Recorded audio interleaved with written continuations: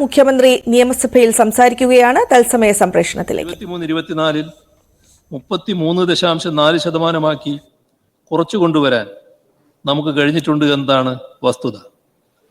എന്നാലും സമൂഹത്തിലെ വിവിധ വിഭാഗങ്ങൾക്കുള്ള പല ക്ഷേമാനുകൂല്യങ്ങളും ലഭ്യമാക്കുന്നതിൽ കുടിശ്ശികയുണ്ടായി എന്നത് ഒരു വസ്തുതയാണ്. ഇത് സംസ്ഥാന സർക്കാരിന്റെ നയങ്ങൾ കാരണമുണ്ടായതല്ല. ക്ഷേമാനുകൂല്യങ്ങൾ ജനങ്ങൾക്ക് വിതരണം ചെയ്യണമെന്ന കാര്യത്തിൽ സർക്കാരിന് നിർബന്ധമുണ്ട്. അതുകൊണ്ട് ഈ കുടിശ്ശിക നിവാരണം ഒരു സമയബന്ധിത പരിപാടിയായി ഏറ്റെടുത്ത് നടത്താൻ സർക്കാർ ഉദ്ദേശിക്കുന്നു. സാമൂഹ്യക്ഷേമ പെൻഷനുകളുടെ വിഹിതത്തിലെ സിംഹഭാഗവും സംസ്ഥാന സർക്കാരാണ് വിതരണം ചെയ്യുന്നത്. നാമമാത്രമായ കേന്ദ്ര പെൻഷൻ വിഹിതം ലഭിക്കുന്നത് ദേശീയ വാർദ്ധക്യകാല പെൻഷൻ, ദേശീയ വിധവാ പെൻഷൻ, ദേശീയ വികലാംഗ പെൻഷൻ എന്നീ 3 പദ്ധതികൾക്കാണ്. ശരാശരി 6,80,000 പേർക്ക് മാത്രമാണ് കേന്ദ്ര ആനുകൂല്യം ലഭിക്കുന്നത്. ഇതാകട്ടെ ശരാശരി 300 രൂപ മാത്രമാണ്. സംസ്ഥാന സർക്കാരിൻ്റെ സാമൂഹ്യ സുരക്ഷാ പെൻഷന്റെ ഗുണഭോക്താക്കൾ 62 ലക്ഷം വരും. കേന്ദ്ര സർക്കാർ ആനുകൂല്യത്തിനുള്ള വരുമാന പരിധിയായി നിശ്ചയിച്ചിട്ടുള്ളത് പ്രതിവർഷം 25,000 രൂപയാണെങ്കിൽ സംസ്ഥാന സർക്കാർ ഇക്കാര്യത്തിൽ നിശ്ചയിച്ചിട്ടുള്ള വരുമാന പരിധി പ്രതിവർഷം 1 ലക്ഷം രൂപയാണ്. സാമൂഹ്യക്ഷേമ പെൻഷനുകളിൽ താഴെ പറയുന്ന ക്ഷേമനിധി പെൻഷനുകളും ഉൾപ്പെടും. കർഷകക്ഷേമ പെൻഷൻ കൃഷി വകുപ്പ് മുഖേന, മത്സ്യത്തൊഴിലാളി ക്ഷേമനിധി ബോർഡ് വാർദ്ധക്യകാല പെൻഷൻ, ലോട്ടറി തൊഴിലാളി ക്ഷേമനിധി ബോർഡ്, ക്ഷീര കർഷക തൊഴിലാളി ക്ഷേമ ബോർഡ്, കയർ തൊഴിലാളി ക്ഷേമ ബോർഡ്, ഖാദി തൊഴിലാളി ക്ഷേമ ബോർഡ്, വ്യാപാരി ക്ഷേമ ബോർഡ്, അസംഘടിത തൊഴിലാളി സാമൂഹ്യ സുരക്ഷാ ബോർഡ്, ചുമട്ടുതൊഴിലാളി ക്ഷേമനിധി ബോർഡ് സ്കേറ്റേഡ് ാണ് കേന്ദ്ര സഹായം ലഭിക്കുന്നത്. 79 വയസ്സ് വരെയുള്ളവർക്കുള്ള വാർദ്ധക്യകാല പെൻഷൻ തുകയായ 1,600 രൂപയിൽ 200 രൂപ മാത്രമാണ് കേന്ദ്രവിഹിതം. ഈ തുകയാട്ടെ 3,40,000 പേർക്ക് മാത്രമാണ് കേന്ദ്രം നൽകുന്നത്. 80 വയസ്സിന് മുകളിൽ പ്രായമുള്ളവർക്കുള്ള കേന്ദ്രവിഹിതം 500 രൂപയാണ്. ഇതാകട്ടെ 1,16,000 പേർക്ക് മാത്രമാണ് ലഭിക്കുന്നത്. ദേശീയ വികലാംഗ പെൻഷനിൽ 66,928 ഗുണഭോക്താക്കൾക്ക് 300 രൂപ വീതം മാത്രമാണ് കേന്ദ്രവിഹിതമുള്ളത്. ദേശീയ വിധവാ പെൻഷനിൽ 300 രൂപ മാത്രമാണ് കേന്ദ്രവിഹിതം. കേന്ദ്രവിഹിതം കൃത്യമായി ലഭിക്കാത്ത സ്ഥിതിയാണ് നിലവിലുള്ളത്. 2024 മെയ് വരെ അനുവദിച്ചിട്ടുള്ള സാമൂഹ്യ സുരക്ഷാ പെൻഷനുകളുടെ കേന്ദ്രവിഹിതവും സംസ്ഥാന സർക്കാരാണ് നൽകിയത്. 2023 ജൂൺ വരെയുള്ള കേന്ദ്രവിഹിതം മാത്രമാണ് സംസ്ഥാനത്തിന് ലഭ്യമായിട്ടുള്ളത്. കേന്ദ്രവിഹിതം യഥാസമയം ലഭിക്കാത്ത മൂലമുള്ള അധിക ബാധ്യതയും സംസ്ഥാന സർക്കാർ വഹിക്കേണ്ട സ്ഥിതിയാണുള്ളത്. നിലവിൽ സാമൂഹ്യക്ഷേമ പെൻഷനുകളുടെ 5 ഗഡുക്കൾ കുടിശ്ശികയാണ്. പ്രതിമാസം 1,600 രൂപയാണ് സാമൂഹ്യക്ഷേമ പെൻഷനായി വിതരണം ചെയ്യുന്നത്. 2024 മാർച്ച് മുതൽ നിലവിലെ പെൻഷൻ കൃത്യസമയത്ത് നൽകി വരികയാണ്. പണഞ്ഞെരുക്കം കാരണമുണ്ടായ സാമൂഹ്യക്ഷേമ പെൻഷൻ കുടിശ്ശിക ഗുണഭോക്താക്കൾക്ക് 2024-25 സാമ്പത്തിക വർഷത്തിൽ 2 ഗഡുക്കളും 2025-26 3 ഗഡുക്കളും വിതരണം ചെയ്യാൻ ഉദ്ദേശിക്കുന്നു. സാമൂഹ്യക്ഷേമ പെൻഷൻ കുടിശ്ശിക തീർത്തും നൽകണമെന്ന കാര്യത്തിൽ സർക്കാർ പ്രതിജ്ഞാബദ്ധമാണ്. നിലവിൽ ഈ ഇനത്തിൽ 4,250 കോടി രൂപയാണ് കുടിശ്ശികയായുള്ളത്. 2024-25 സാമ്പത്തിക വർഷത്തിൽ കുടിശ്ശികയുടെ ഭാഗമായി 1,700 കോടി രൂപ വിതരണം ചെയ്യും. തനത് ഫണ്ട് ഉപയോഗിച്ച് പെൻഷൻ വിതരണം ചെയ്യുന്ന ക്ഷേമനിധി ബോർഡുകൾ: കേരള മോട്ടോർ തൊഴിലാളി ക്ഷേമനിധി ബോർഡ്, കേരള ചുമട്ടുതൊഴിലാളി ക്ഷേമനിധി ബോർഡ് അൺഅറ്റാച്ച്ഡ്, കേരള പീഡിക തൊഴിലാളി ക്ഷേമനിധി ബോർഡ്, കേരള കള്ള് വ്യവസായ തൊഴിലാളി ക്ഷേമനിധി ബോർഡ്, കേരള അബ്കാരി തൊഴിലാളി ക്ഷേമനിധി ബോർഡ് എന്നിവിടങ്ങളിൽ 2024 മെയ് മാസം വരെയുള്ള പെൻഷൻ വിതരണം ചെയ്തിട്ടുണ്ട്. എന്നാൽ കേരള കെട്ടിട നിർമ്മാണ ക്ഷേമനിധി ബോർഡിൽ 2023 മെയ് വരെയാണ് പെൻഷൻ നൽകിയിട്ടുള്ളത്. കെട്ടിട നിർമ്മാതാക്കളിൽ നിന്ന് പിരിച്ചെടുക്കുന്ന സെസ് തുകയിൽ നിന്നുമാണ് കെട്ടിട നിർമ്മാണ തൊഴിലാളി പെൻഷൻ വിതരണം ചെയ്യുന്നത്. സെസ് കാര്യക്ഷമമായി പിരിച്ചെടുത്ത് കുടിശ്ശിക നിവാരണത്തിനുള്ള നടപടികൾ ത്വരിതപ്പെടുത്താൻ സർക്കാർ തലത്തിൽ പ്രത്യേക ഇടപെടലുണ്ടാകും. ആധാരം എഴുത്തുകാരുടെയും പകർപ്പെഴുത്തുകാരുടെയും സ്റ്റാമ്പ് വേണ്ടർമാരുടെയും പെൻഷനുകൾ നൽകുന്നത് ക്ഷേമനിധിയുടെ തനത് ഫണ്ടിൽ നിന്നാണ്. ഈ ആനുകൂല്യങ്ങൾക്ക് നിലവിൽ കുടിശ്ശികയില്ല. Khadi income support scheme. Khadi മേഖലയിലെ തൊഴിലാളികൾക്ക് സർക്കാർ നൽകി വരുന്ന ഇൻകം സപ്പോർട്ട് സ്കീം, ഖാദി വസ്ത്രങ്ങൾക്കുള്ള റിബേറ്റ്, ഖാദി നൂൽപ്പുകാർക്കും നെയ്ത്തുകാർക്കും നൽകുന്ന ഉൽപാദക ബോണസും ഉത്സവ ഭത്തയും നിലവിൽ കുടിശ്ശികയാണ്. 2024 മെയ് വരെ ഇൻകം സപ്പോർട്ട് ഇനത്തിൽ 38 കോടി രൂപയാണ് കുടിശ്ശിക. പ്രൊഡക്ഷൻ ഇൻസെന്റീവ് ഇനത്തിൽ 7 കോടിയും റിബേറ്റ് ഇനത്തിൽ 35 കോടി രൂപയും കുടിശ്ശികയാണ്. ആകെ 80 കോടി രൂപ കുടിശ്ശികയാണ്. ഇത് കൊടുത്തു തീർക്കാനുള്ള നടപടി സ്വീകരിക്കും. Kerala anganwadi workers and helpers ക്ഷേമനിധി ബോർഡിൽ നിന്ന് 8219 വർക്കർമാർക്കും 8946 ഹെൽപ്പർമാർക്കുമായി ആകെ 17165 പേർക്ക് അംശാദായ പെൻഷൻ നൽകി വരുന്നു.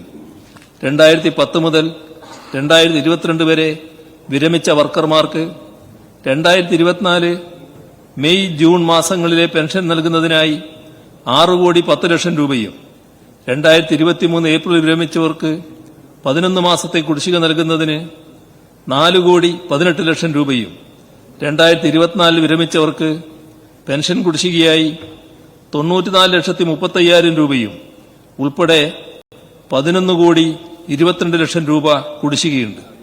ഇത് അനുവദിക്കാൻ നടപടി സ്വീകരിക്കും. ആരോഗ്യമേഖലയിലെ കുടിശ്ശിക. കാരുണ്യ പദ്ധതിയുടെ ഭാഗമായും മരുന്ന് വിതരണത്തിനുള്ള ബില്ലുകളിലും വന്ന കുടിശ്ശിക സമയബന്ധിതമായി 2024-25 സാമ്പത്തിക വർഷത്തിൽ തന്നെ വിതരണം ചെയ്യുമെന്ന് പ്രഖ്യാപിക്കുകയാണ്. സർക്കാർ ആശുപത്രികളിൽ മരുന്ന് ലഭ്യതയ്ക്കും മറ്റും ഈ കുടിശ്ശിക തടസ്സമാകരുതെന്ന് സർക്കാരിന് നിർബന്ധമുള്ളതിനാൽ ഇത് പൂർണ്ണമായും കൊടുത്തു തീർക്കുന്നതാണ്. സപ്ലൈകോ. വിപണി ഇടപെടലിന്റെ ഭാഗമായി സപ്ലൈകോയ്ക്കുള്ള സഹായം, നെല്ല് സംഭരണം, നെല്ലുൽപാദനം എന്നിവയ്ക്ക് നൽകേണ്ട തുക, ദേശീയ ഭക്ഷ്യസുരക്ഷാ നിയമപ്രകാരം വഹിക്കേണ്ട ചെലവുകൾ എന്നിവയിലെ കുടിശ്ശിക 2024-25 സാമ്പത്തിക വർഷം തന്നെ വിതരണം ചെയ്യുന്നതാണ്. 169 ത്രിവേണി സ്റ്റോറുകളെ ഉപഭോക്തൃ സൗഹൃദമാക്കുന്നതിന് നടപടികൾ സ്വീകരിച്ചു വരികയാണ്. എല്ലാ താലൂക്ക് കേന്ദ്രങ്ങളിലും മെഗാ ത്രിവേണി മാർക്കറ്റുകൾ ആരംഭിക്കാനും നീതി സ്റ്റോറുകളുടെ വാതിൽപ്പടി വിതരണം പുനരുജ്ജീവിപ്പിക്കാനും ഉദ്ദേശിക്കുന്നു. ത്രിവേണി നീതി വിഭാഗത്തിൽ ഓണം ഉൾപ്പെടെയുള്ള ഉത്സവകാലങ്ങളിൽ ഒരാഴ്ച നീണ്ടുനിൽക്കുന്ന സബ്സിഡി വിപണികളും നടത്തും. കരാറുകാർക്കുള്ള കുടിശ്ശിക. ബിൽ ഡിസ്കൌണ്ടിംഗ് സ്കീം വഴി ലഭ്യമാക്കിയിട്ടുള്ള തുകയുടെ കുടിശ്ശിക 2024-25 സാമ്പത്തിക വർഷത്തിൽ തന്നെ വിതരണം ചെയ്യുന്നതാണ്. ഈ ഇനത്തിൽ 2500 കോടി രൂപയുടെ തുകയാണ് വിതരണം ചെയ്യാൻ ഉദ്ദേശിക്കുന്നത്.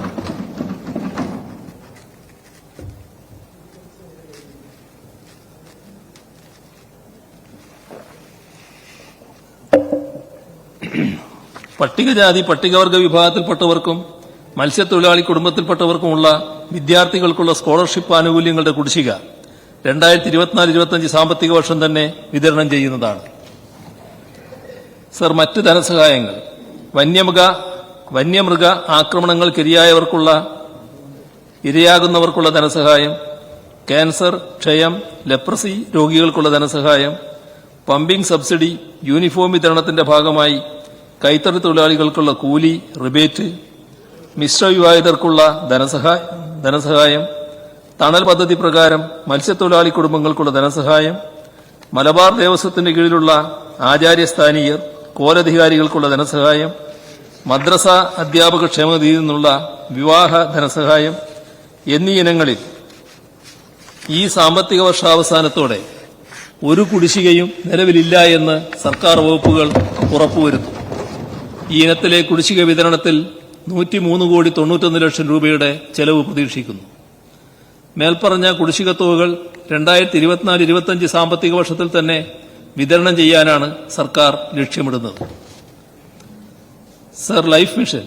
5 വർഷത്തിനുള്ളിൽ എല്ലാവർക്കും വീട് എന്ന സ്വപ്നം സാക്ഷാത്കരിക്കാനുള്ള നടപടികളുമായാണ് സർക്കാർ മുന്നോട്ടു പോകുന്നത്. ഓരോ വീടുകൾക്കും 4 ലക്ഷം രൂപ വീതമാണ് സർക്കാർ നൽകുന്നത്. ഇപ്രകാരം ഇതുവരെ അനുവദിച്ച 5,78,025 വീടുകളിൽ 4,04,529 വീടുകൾ പൂർത്തിയാക്കിയിട്ടുണ്ട്. PMAY അർബൻ പദ്ധതി പ്രകാരം 83,261 വീടുകൾക്ക് 1,50,000 രൂപ വീതവും, PMAY റൂറൽ പ്രകാരം 33,375 വീടുകൾക്ക് 72,000 രൂപ വീതവും കേന്ദ്ര ഫണ്ട് ലഭിച്ചിട്ടുണ്ട്. കേന്ദ്ര സഹായത്തോടെ നിർമ്മിച്ച 1,16,636 വീടുകൾക്ക് ആകെ കേന്ദ്ര സഹായം 1,489 കോടി 20 ലക്ഷം രൂപയാണ്. ഇത്രയും വീടുകൾക്ക് ആവശ്യമായ ബാക്കി തുകയായ 3,176 കോടി 20 ലക്ഷം രൂപ സംസ്ഥാന സർക്കാരാണ് അനുവദിച്ചത്. കേന്ദ്ര വിഹിതത്തോടൊപ്പം സംസ്ഥാന സർക്കാർ നൽകുന്ന വീതം കൂടി വിനിയോഗിച്ചാണ് ഈ വീടുകൾ പൂർത്തിയാക്കിയിട്ടുള്ളത്. 2,87,893 വീടുകൾ നിർമ്മിക്കാനുള്ള മുഴുവൻ തുകയും നൽകിയത് സംസ്ഥാന സർക്കാരാണ്. ലൈഫ് പദ്ധതിക്കായി 14,692 കോടി 40 ലക്ഷം രൂപയാണ് ഇതിനകം സംസ്ഥാന സർക്കാർ ചെലവഴിച്ചത്. എന്നാൽ ഈ ഇനത്തിൽ കേന്ദ്ര സർക്കാർ വിഹിതം 1,489 കോടി 20 ലക്ഷം രൂപ മാത്രമാണ്. അതായത് ലൈഫ് പദ്ധതി പ്രകാരം അനുവദിക്കുന്ന ഭൂരിപക്ഷം വീടുകൾക്കും സംസ്ഥാന സർക്കാരാണ് മുഴുവൻ തുകയും അനുവദിക്കുന്നത്. എന്നാൽ ഇപ്രകാരം നിർമ്മിക്കുന്ന എല്ലാ വീടുകളെയും കേന്ദ്ര സർക്കാരിന്റേതാക്കി ബ്രാൻഡ് ചെയ്യണമെന്നും PMAYയുടെ ലോഗോ വീടുകളിൽ പ്രദർശിപ്പിക്കണമെന്നുമാണ് കേന്ദ്ര സർക്കാർ ആവശ്യപ്പെടുന്നത്. ഈ നിലപാട് അംഗീകരിക്കാൻ കഴിയില്ലെന്ന് സംസ്ഥാന സർക്കാർ ഇതിനകം തന്നെ വ്യക്തമാക്കിയിട്ടുണ്ട്.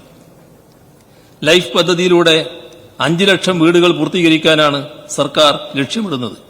ഇതിനാവശ്യമായ തുക അനുവദിക്കുന്നതിനുള്ള നടപടികൾ സ്വീകരിച്ചു വരികയാണ്. കൂടാതെ പുനർഗേഹം പദ്ധതിയുടെ നടത്തിപ്പിലും ഗണ്യമായ പുരോഗതി കൈവരിക്കാൻ ലക്ഷ്യമിടുന്നു. പെൻഷൻ പരിഷ്കരണ കുടിശ്ശിക 11ാം ശമ്പള പരിഷ്കരണ കമ്മീഷന്റെ ഭാഗമായി നടപ്പിലാക്കിയ പെൻഷൻ പരിഷ്കരണത്തിന്റെ ഭാഗമായുള്ള കുടിശ്ശിക തുകയായ 600 കോടി രൂപ 2024-25 സാമ്പത്തിക വർഷം തന്നെ വിതരണം ചെയ്യുന്നതാണ്. സംസ്ഥാന സർക്കാർ ജീവനക്കാർക്കും പെൻഷൻകാർക്കും നൽകുവാനുള്ള DA, DR ശമ്പള പരിഷ്കരണ കുടിശ്ശിക. സംസ്ഥാന സർക്കാർ ജീവനക്കാർക്ക് കോവിഡ് കാലത്തെ സാമ്പത്തിക പ്രതിസന്ധികൾക്കിടയിലും മെച്ചപ്പെട്ട ശമ്പള പരിഷ്കരണം നടപ്പാക്കുകയും DA ഉറപ്പാക്കുകയും DA ഉൾപ്പെടെയുള്ള ആനുകൂല്യങ്ങൾ 2021-22 സാമ്പത്തിക വർഷത്തിന്റെ തുടക്കത്തിൽ തന്നെ പണമായി നൽകുകയും ചെയ്തു. പക്ഷേ തുടക്കത്തിൽ തന്നെ വിശദീകരിച്ച കേന്ദ്രത്തിന്റെ പ്രതികൂല സമീപനം കാരണം കേരളം നേരിട്ട അസാധാരണമായ പണഞ്ഞെരുക്കം, ശമ്പള പെൻഷൻ പരിഷ്കരണ കുടിശ്ശികകളും ജീവനക്കാർക്കുള്ള ക്ഷാമബത്ത, പെൻഷൻകാർക്കുള്ള DNS റിലീഫ് എന്നിവയുടെ വിതരണത്തിൽ കുടിശ്ശിക വരാനിടയാക്കിയിട്ടുണ്ട്. ഈ കുടിശ്ശിക നിവാരണം ചെയ്യണമെന്നാണ് സർക്കാർ ലക്ഷ്യമിടുന്നത്. ജീവനക്കാർക്കും പെൻഷൻകാർക്കും ഒരു ഗഡു DA, DR ഏപ്രിൽ 2024 വിതരണം ചെയ്തിട്ടുണ്ട്. 2021 ജനുവരി 1 മുതൽ 2024-25 സാമ്പത്തിക വർഷത്തിന്റെ തുടക്കം വരെ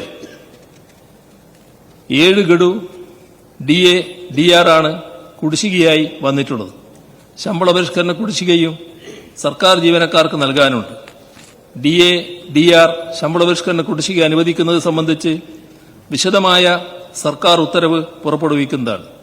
2024-25 സാമ്പത്തിക വർഷം മുതൽ പ്രതിവർഷം 2 ഗഡു DA ജീവനക്കാർക്കും പെൻഷൻകാർക്കും അനുവദിക്കാനാണ് സർക്കാർ ഉദ്ദേശിക്കുന്നത്. വയനാട്, ഇടുക്കി, കാസർഗോഡ്, കുട്ടനാട് പാക്കേജുകൾ സംസ്ഥാനത്തെ ചില ജില്ലകളിലെയും പ്രദേശങ്ങളിലെയും സവിശേഷ സാഹചര്യം കണക്കിലെടുത്ത് അവയുടെ വികസനത്തിനായാണ് മേൽപ്പറഞ്ഞ പാക്കേജുകൾ പ്രഖ്യാപിച്ചിട്ടുള്ളത്. ഇവ സമയബന്ധിതമായും കാര്യക്ഷമമായും പൂർത്തിയാക്കാനുള്ള നടപടികളാണ് സർക്കാർ സ്വീകരിക്കുന്നത്. മേൽപ്പറയുന്ന വയനാട്, ഇടുക്കി, കാസർഗോഡ് പാക്കേജുകൾക്കായി 75 കോടി രൂപ വീതം ബജറ്റിൽ വകയിരുത്തിയിട്ടുണ്ട്. കാർഷിക മേഖലയുടെ വളർച്ചയ്ക്കും കർഷക വരുമാനം വർദ്ധിപ്പിക്കുന്നതിനും വേമ്പനാട് കായൽ വ്യവസ്ഥയെ പാരിസ്ഥിതികാഘാതങ്ങളിൽ നിന്ന് സംരക്ഷിക്കുന്നതിനുമായുള്ള കുട്ടനാട് പാക്കേജിലെ പദ്ധതികൾ നടപ്പാക്കുന്നതിനുള്ള പ്രവർത്തനങ്ങളും ഊർജിതമാക്കുന്നതാണ്. ഇതിനായി 2024-25 സാമ്പത്തിക വർഷം 203 കോടി രൂപ വകയിരുത്തിയിട്ടുണ്ട്. ഇടുക്കി ജില്ലയിൽ 16,621 ഹെക്ടറിലുള്ള ഏലം കൃഷിക്ക് സംഭവിച്ചിട്ടുള്ള കൃഷിനാശം കണക്കിലെടുത്ത് ഈ വിഷയം ഇടുക്കി പാക്കേജിൽ ഉൾപ്പെടുത്തി ആനുകൂല്യങ്ങൾ അനുവദിക്കുന്നതിന് നടപടി സ്വീകരിക്കും. 2024-25 സാമ്പത്തിക വർഷത്തിൽ ബന്ധപ്പെട്ട വകുപ്പുകൾ ഇതിനായുള്ള സ്കീമുകൾ സമയബന്ധിതമായി തയ്യാറാക്കി തുക വിനിയോഗിക്കുമെന്ന് പ്രഖ്യാപിക്കുന്നു. എൻഡോസൾഫാൻ ദുരിതബാധിതരായ 1031 പേരെ കാസർകോട് പാക്കേജിന്റെ പരിധിയിൽ ഉൾപ്പെടുത്തി സഹായം അനുവദിക്കാൻ നടപടി സ്വീകരിച്ചിട്ടുണ്ട്. പ്രകൃതിക്ഷോഭങ്ങൾ കാരണം ബാധിക്കപ്പെട്ടിട്ടുള്ള ഗ്രാമീണ റോഡുകളുടെ പുനർനിർമ്മാണത്തിനായി ബജറ്റിൽ വകയിരുത്തിയ 1000 കോടി രൂപ ഈ സാമ്പത്തിക വർഷം തന്നെ സമയബന്ധിതമായ പരിപാടികൾ തയ്യാറാക്കി ചെലവ് ചെയ്യാൻ ഉദ്ദേശിക്കുന്നു. ജൽജീവൻ മിഷൻ പദ്ധതി നടപ്പാക്കുന്നതിനുള്ള ആകെ ചെലവ് 42,000 കോടി രൂപയാണ്. ഇതിൽ തദ്ദേശ സ്ഥാപനങ്ങളുടെ വിഹിതം ഉൾപ്പെടെ 21,000 കോടി രൂപ സംസ്ഥാന സർക്കാരിന്റെ വിഹിതമാണ്. ഇതുവരെയുള്ള പ്രവൃത്തികൾ നടത്തിയ വകയിൽ കരാറുകാർക്കുള്ള കുടിശ്ശിക നൽകാൻ നടപടി സ്വീകരിക്കും.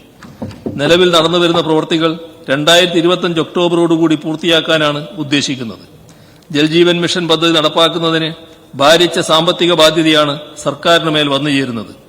പൈപ്പിലൂടെ കുടിവെള്ളം എത്തിക്കുന്നതിനുള്ള ഈ പദ്ധതിയുടെ അടങ്കലിനായുള്ള തുകയുടെ സംസ്ഥാന സർക്കാർ വിഹിതം കണ്ടെത്തുന്നതിനായി നിലവിലെ കടപരിധിയിൽ തുകയ്ക്ക് തുല്യമായ തുക ഇളവ് നൽകണമെന്ന് കേന്ദ്ര സർക്കാരിനോട് ആവശ്യപ്പെടും. ഡാറ്റാ ബാങ്കിൽ ഉൾപ്പെടാത്ത ഭൂമിയിൽ സ്വന്തം ആവശ്യത്തിനായുള്ള 1291 ചതുരശ്ര അടി വരെ വീട് നിർമ്മിക്കാൻ ഇളവ് ലഭ്യമാണ്. എന്നാൽ ഈ ഇളവ് ലഭ്യമാണെന്നറിയാതെ അപേക്ഷകർ ഈ ആവശ്യത്തിലേക്ക് തരംമാറ്റത്തിനായി റവന്യൂ അധികാരികളെ സമീപിക്കുന്നുണ്ട്. ഈ ആനുകൂല്യം നിലവിലുണ്ട് എന്ന കാര്യം എല്ലാവരിലേക്കും എത്തിക്കുന്നതിന് നടപടി സ്വീകരിക്കും. ഇതിന് സ്പഷ്ടീകരണം നൽകി പ്രത്യേക നിർദ്ദേശം പുറപ്പെടുവിക്കും. ഈ ആനുകൂല്യത്തിന് അർഹതയുള്ള എല്ലാ അപേക്ഷകളും ഇപ്രകാരം തീർപ്പാക്കും. ഡാറ്റാ ബാങ്കിൽ ഉൾപ്പെട്ട സ്ഥലത്ത് സ്വന്തം പേരിലോ കുടുംബാംഗങ്ങളുടെ പേരിലോ ജില്ലയിൽ മറ്റൊരിടത്തും വീട് നിർമ്മിക്കാൻ ഭൂമിയില്ലെങ്കിൽ വീട് നിർമ്മിക്കുന്നതിന് പഞ്ചായത്ത് പ്രദേശത്ത് 10 സെന്റും മുനിസിപ്പാലിറ്റി കോർപ്പറേഷൻ പ്രദേശത്ത് 5 സെന്റും നെൽവയൽ നികത്തി വീട് നിർമ്മിക്കാൻ ഒറ്റത്തവണ അനുമതി നൽകാൻ വ്യവസ്ഥയുണ്ട്. ഈ വ്യവസ്ഥയിൽ നിലവിലുള്ള നടപടിക്രമം ലഘൂകരിക്കുകയും വേഗത്തിലാക്കുകയും ചെയ്യും. ഇതിനായി ഒരു ഗ്രീൻ ചാനൽ സംവിധാനം ഏർപ്പെടുത്തും. ഇത്തരം കേസുകളിൽ വീട് നിർമ്മിക്കുന്നതിനുള്ള പെർമിറ്റ് അനുവദിക്കുന്നതിന് തദ്ദേശ സ്വയംഭരണ സ്ഥാപനങ്ങൾക്ക് ഡാറ്റാ ബാങ്കിൽ ഉൾപ്പെടുന്നു എന്ന വ്യവസ്ഥ തടസ്സമാവില്ല. ഇതിനും പ്രത്യേകമായ ഉത്തരവ് പുറപ്പെടുവിക്കും.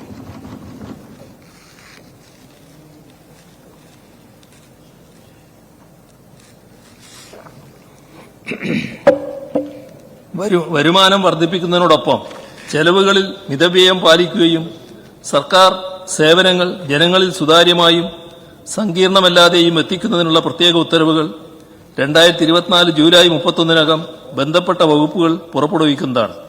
ഇതിന് മേൽനോട്ടം വഹിക്കാൻ ചീഫ് സെക്രട്ടറിയെ ചുമതലപ്പെടുത്തുന്നതാണ്. നികുതിയേതര വരുമാനം പരമാവധി വർദ്ധിപ്പിക്കാനുള്ള പരിശ്രമങ്ങളാണ് സർക്കാർ നടത്തിവരുന്നത്. നികുതിയേതര വരുമാന വർധനയ്ക്കായി വകുപ്പ് സെക്രട്ടറിമാരുടെ നേതൃത്വത്തിൽ ഇതിനാവശ്യമായ ഫലപ്രദമായ നടപടികൾ സ്വീകരിക്കും. സർക്കാർ സേവനങ്ങൾ ഗുണഭോക്താക്കൾക്ക് തടസ്സം കൂടാതെ ലഭ്യമാക്കാൻ സാധ്യമായ എല്ലാ നടപടികളും സർക്കാർ സ്വീകരിച്ചു വരുന്നുണ്ട്. സാധാരണക്കാർ നേരിടുന്ന പ്രശ്നങ്ങൾ പരിഹരിക്കാൻ സർക്കാർ എല്ലാ നടപടികളും സ്വീകരിക്കും. സംസ്ഥാന സർക്കാർ സ്വയം നികുതിയേതര വരുമാനം വർദ്ധിപ്പിക്കാനുള്ള നടപടികൾ സ്വീകരിക്കുമ്പോൾ തന്നെ പരിമിതികൾക്കകത്തു നിന്നുകൊണ്ട് നമ്മുടെ നാടിന്റെ വികസനത്തെ മുന്നോട്ട് കൊണ്ടുപോകുന്നതിന് ആവിഷ്കരിച്ച പദ്ധതികൾ യാഥാർത്ഥ്യമാക്കുന്നതിനുള്ള ഉത്തരവാദിത്വം നിർവഹിക്കുന്നതോടൊപ്പം ചെലവ് ചുരുക്കലിനുള്ള നടപടികളും സർക്കാർ കൈക്കൊള്ളുന്നതാണ്. സമൂഹത്തിലെ എല്ലാ വിഭാഗം ജനങ്ങൾക്കും ലഭ്യമാകേണ്ട ആനുകൂല്യങ്ങൾ അവരുടെ അവകാശമാണെന്ന് കരുതുന്ന നിലപാടാണ് സംസ്ഥാന സർക്കാരിനുള്ളത്. കേന്ദ്ര സമീപനം മൂലമുണ്ടായ പണഞ്ഞെരുക്കത്തിനിടയിലും വികസനക്ഷേമ പദ്ധതികളിൽ നിന്നും സർക്കാർ പിന്നോട്ടു പോവുകയില്ല. കേന്ദ്ര സർക്കാരിന്റെ സമീപനം സൃഷ്ടിച്ച പണഞ്ഞെരുക്കത്തിന്റെ പ്രത്യാഘാതം നടപ്പ് സാമ്പത്തിക വർഷവും അടുത്ത സാമ്പത്തിക വർഷവും ഉണ്ടാകുമെന്ന കാര്യത്തിൽ സംശയമില്ല.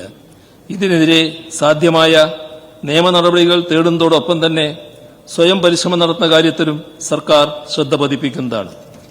സാധാരണക്കാർക്കും സമൂഹത്തിലെ ദുർബല വിഭാഗങ്ങൾക്ക് നൽകാനുള്ള സർക്കാർ ആനുകൂല്യങ്ങൾ കൃത്യമായി വിതരണം ചെയ്യുന്നതിനും കുടിശ്ശിക നിവാരണം ചെയ്യുന്നതിനും സംസ്ഥാന സർക്കാരിനുള്ള പ്രതിജ്ഞാബദ്ധത ഈ സഭയെ അറിയിക്കുകയാണ്. റൂൾ 300 പ്രസംഗമില്ല. സോറി ഇല്ല. റൂൾ അങ്ങേക്ക് സംസാരിക്കണമെങ്കിൽ യെസ് റൂൾ 300 സ്പീച്ച് ഇല്ല. അങ്ങേക്ക് വേണമെങ്കിൽ നിങ്ങളുടെ പ്രസംഗമുണ്ട്. No there is no need. Order yes order. ബഹുമാനപ്പെട്ട ധനകാര്യമന്ത്രിക്ക് 2024-25 സാമ്പത്തിക വർഷത്തെ ആദ്യ ബജറ്റ് ഉപധനാഭ്യർത്ഥനകൾ ഒപ്പം നിയമസഭയിൽ മുഖ്യമന്ത്രി സംസാരിക്കുകയായിരുന്നു. മുഖ്യമന്ത്രിയുടെ സംസാരത്തിന് ശേഷം സംസാരിക്കാൻ അവസരം നൽകണം എന്ന് പ്രതിപക്ഷം ആവശ്യപ്പെട്ടു. എന്നാൽ ഈ ആവശ്യം സ്പീക്കർ നിരാകരിക്കുന്നതാണ് കണ്ടത്. ക്ഷേമ പെൻഷനിൽ വീഴ്ചയുണ്ടായി, കുടിശ്ശികയുണ്ടായി. അത് സംസ്ഥാന സർക്കാരിന്റെ വീഴ്ചയല്ല എന്നാണ് മുഖ്യമന്ത്രി പറയുന്നത്. കുടിശ്ശിക നിവാരണം സമയബന്ധിതമായി പരിപാടിയായി ഏറ്റെടുത്ത് നടപ്പാക്കും. സമയബന്ധിതമായി ക്ഷേമ പെൻഷൻ വിതരണം ചെയ്യും. ഈ ക്ഷേമ പെൻഷൻ ഉയർത്താൻ ആലോചിക്കുന്നുണ്ട്. വിഹിതത്തിലെ ഏറിയ പങ്കും വഹിക്കുന്നത് സംസ്ഥാന സർക്കാരാണ്. കേന്ദ്ര വിഹിതം മാത്രമാണ് ലഭിക്കുന്നത്. അതുപോലും ലഭിക്കാത്ത സാഹചര്യത്തിൽ നൽകാത്ത സാഹചര്യത്തിൽ ക്ഷേമ പെൻഷൻ കേന്ദ്ര സർക്കാരിന്റെ വിഹിതം കൂടെ നൽകിയാണ് ക്ഷേമ പെൻഷൻ നൽകാൻ സർക്കാർ നൽകുന്നത്. 5 ഗഡു ഇനിയും നൽകാനുണ്ട്. അത് ഉടനടി പൂർത്തിയാക്കുമെന്നും മുഖ്യമന്ത്രി പറഞ്ഞു. ചട്ടം 300 പ്രകാരമാണ് മുഖ്യമന്ത്രി ഇപ്പോൾ സഭയിൽ സംസാരിച്ചിരിക്കുന്നത്. ഇനിയൊരു